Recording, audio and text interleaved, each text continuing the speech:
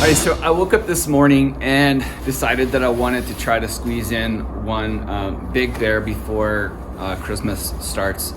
Sometimes there'll be somebody who wants something that I don't have on hand, and generally speaking, bigger sculptures I don't really do much unless it's a commission, just because of the time investment. So oftentimes I come into the lean-to here in my carving bay and I already know what I'm gonna do, so it's not that big of a deal. But this morning I got up and I went out to the pasture and loaded up a piece of wood. And honestly, I didn't really realize how big it was until I got it in here. And so it's gonna be a bear with a fish. That's kind of like the starting point. But people sometimes ask me how I come up with ideas and different things, and it oftentimes when I'm in my creative zone, it's last minute kind of stuff, and sometimes it's actually during the carving process that I come up with whatever idea or whatever little change or shift. And sometimes it shifts because of my creativity, sometimes it shifts because there might be debris, a knot, a rot pocket in a piece of wood or a piece of damaged wood. Sometimes there's metal in the tree and we have to kind of divert things or repair based on something that got swallowed up 50 years ago. So anyway, sometimes for me it's this sort of dance where I'm kind of walking around the tree. Sometimes the trees are perfectly symmetrical, sometimes the trees have some natural character in them, and sometimes that natural character can actually steer you in a particular direction. So I don't know, I like you just seen before, I went through and took my air hose, and I've got a really strong, good compressor, so I can do that. It might be difficult for those of you guys who are carvers who don't, but blowing the air out of the bark, blowing all the dirt and debris out of the bark just helps a little bit. When you're blocking out, getting your saw to not catch any of that debris, the dirt in the outer part of the bark can really dull your saw super fast. So if you can have it as clean as possible, that's the best case scenario. I'm sure to you this looks like garbly-goo, but it makes sense in my head. And like I said, I don't want to spend a whole lot of time drawing it. I'm more of just get the layout right. So if I can quickly explain it, we've got a rock-like face, we've got a tree branch with a couple little knobs on it, and then this will be the fish that will be sort of draped over the branch, hanging down, so you'll be able to see the branch. And then the bear, once he is perched, he'll be weight bearing on the top of this branch with his right paw, and with his left one will just be holding this fish, and then he'll be looking that direction back to see who's trying to steal the fish.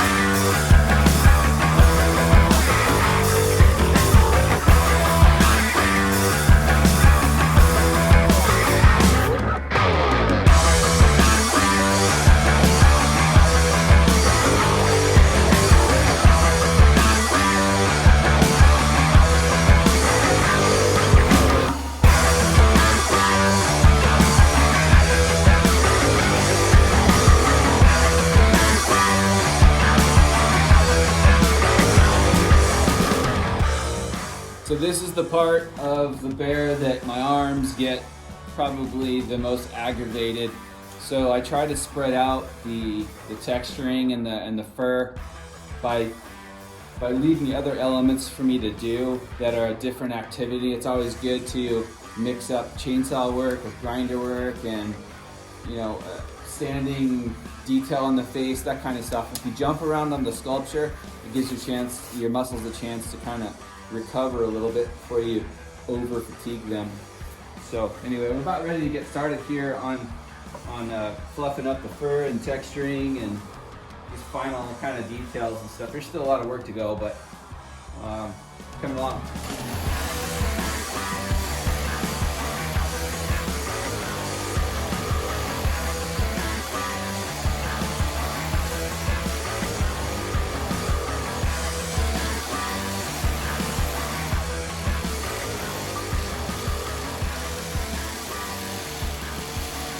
All right, so we've established that the theme on this particular sculpture is going to be a bear with a fish.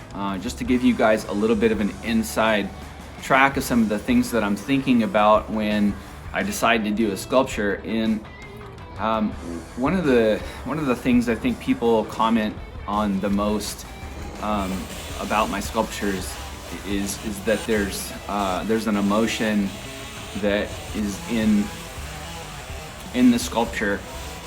Whether it be in the face or in the entire sculpture. And that's actually, I mean, it makes me super stoked when people comment like that, because that's ultimately every sculptor's goal is to, evoke an emotional response to the work that they're doing. So, but in order for me, some of the things that I'm thinking about in order to achieve that are just sort of movement, like, it's very much some of the same principles that you would think about if you were a portrait photographer. And I'm sure most of you guys out there have been, posed by a photographer. You're standing there and he says, turn your body like this, your head like that, and your eyes like this. And some of those same principles that apply to portrait photography also apply to, coming up with a dynamic pose for a sculpture. So, I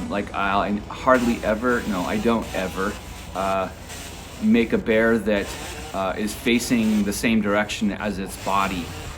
So, for instance, you would have a bear, and even staggering the stance can add some attitude. So instead of having a parallel stance, you can put one foot forward and one foot slightly back. It doesn't have to be a lot, but it's enough. When you're doing your layout, or when I'm doing my layout for a sculpture, I want to establish where the head is and in relation to the feet and then the hips. And then what I do is I draw a line from the head through the shoulder, basically the spine. And I'm trying to basically just sort of give it, some movement. And actually, in the end, the goal is that you just sort of came upon this bear, or whatever your subject is, you came upon it and discovered it in such a natural way that you're just, quietly observing. And those are some really powerful poses. And I don't always nail it, but that's always my goal, is to just, try to have a really dynamic pose. So as I go through this, I'll kind of try to show you guys some of the marks that I make. And I'm making really quick marks. They're most of the time done with spray paint. I've got a number of different colors, and sometimes I'll mix up colors just so that it kind of helps me separate some of the structure from the animal, or features or things like that.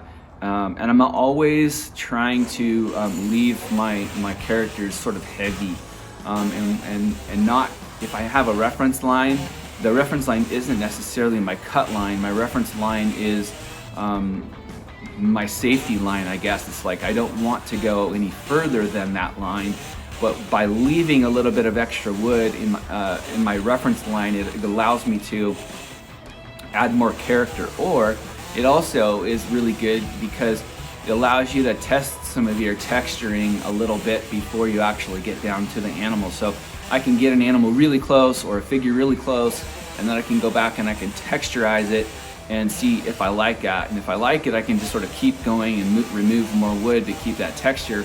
But unfortunately with wood, you have one shot to get it right. So you can't just, it's not like clay. You can't just reform it or add more clay or add more material.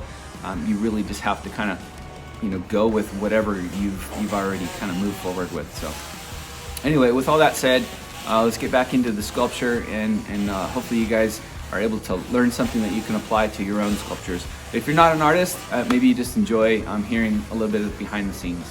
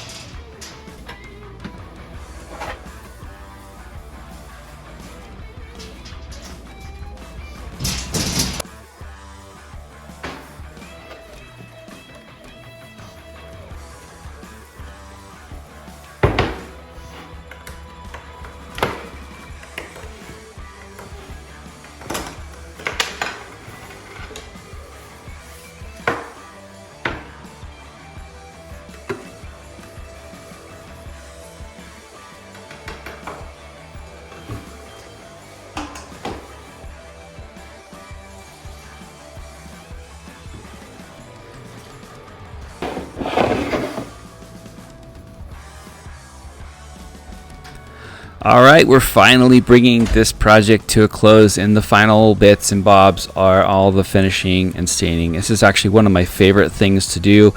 It takes all the wood and kind of warms it up, brings a little bit of color and contrast in the different features. So this is truly one of my favorite things to do.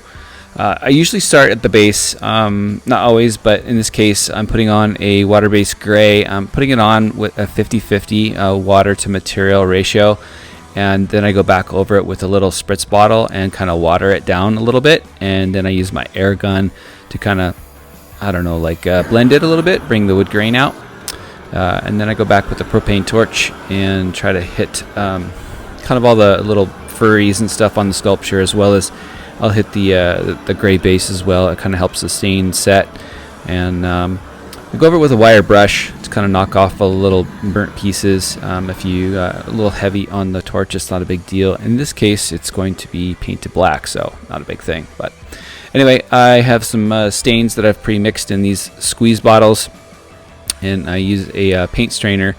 So when I squeeze it through, it kind of strains out any sort of bigger chunks that won't go through the HVLP gun very well. So it works pretty good.